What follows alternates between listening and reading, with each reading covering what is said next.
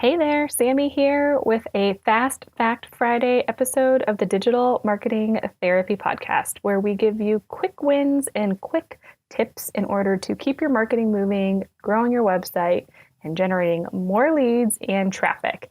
I am excited to come to you today to talk to you about 3 things you need to consider when doing blog posts. And this could also be true for your podcast show notes if you have a podcast, but creating regular content is something I feel very strongly about on your website. It's super important. So I'm going to give you 3 things to consider when creating your blog posts so that you can use them to generate more leads and increase your SEO.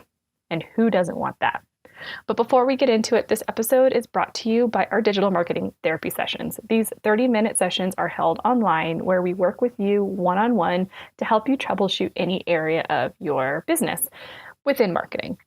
And we'd love to sit down and talk with you about your content strategy, about your blog posts, and how maybe you can maximize and leverage those a little bit better on your website. So if we can help you one-on-one, we'd be happy to do that. And we are offering these sessions for free through the month of April to help you keep moving forward with your marketing and your business and help you continue to generate sales so that you can support your community and support your family during these challenging times as we're all just trying to figure out what comes next. So head on over to thefirstclick.net/office hours, book your time. I cannot wait to meet you and get to know more about your business. But for now, let's get into the episode.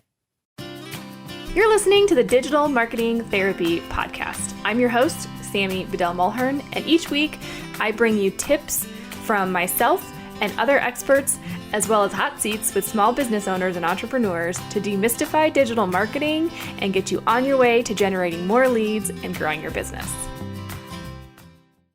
Okay, so generating content, yes. I absolutely am a firm believer in having content on your website on a regular basis for so many reasons, of which we're not going to get into right now.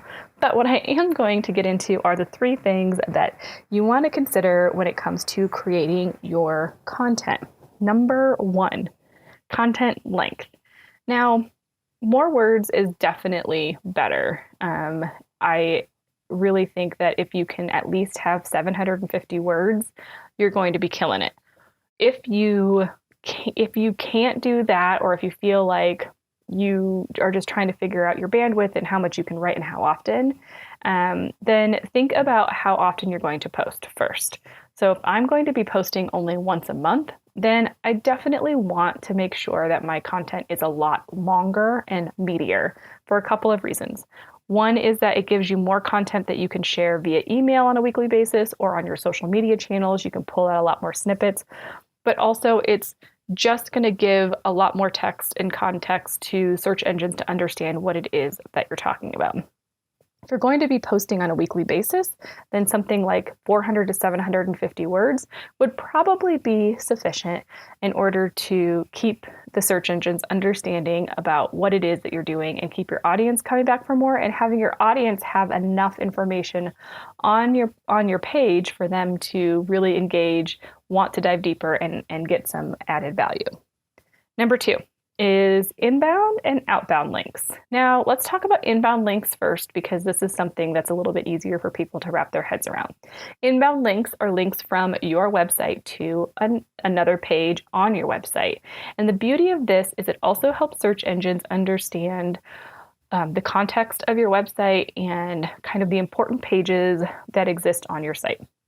It's also really important for your customer experience because you can direct them to things like a sales page or a contact page or another blog post that's going to allow them to dive deeper on a specific topic. It's going to give them much more information and give them more reason to stick around on your website, dive deeper with you, and ultimately end up purchasing from you. The second part of linking is outbound links. And I hear this all the time. Well, why do I want to push somebody away from my website? And that is true. We want to be very thoughtful about the outbound links. So links from your website to somebody else's website.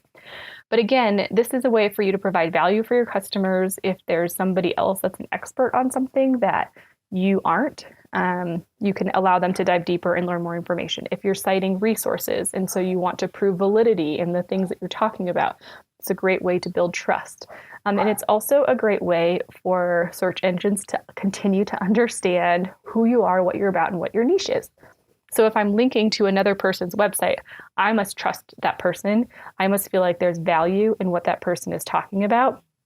And most likely that website is also in somewhat of a complementary genre as mine. So overall, just helps the search engines get a better map of what it is and who you serve so that they can continue to put your stuff in front of the right eyeballs. So number 2 is inbound and outbound links.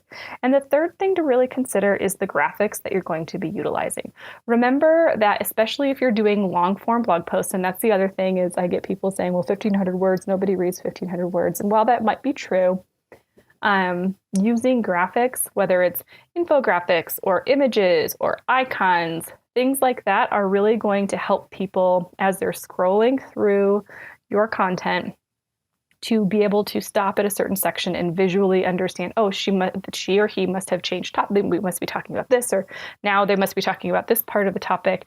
So really including graphics is super important to the user experience and making it easy for people to find information and engage with your information and make it a little bit more personal. So 3 things to consider when starting your blog post. Number 1, the content length.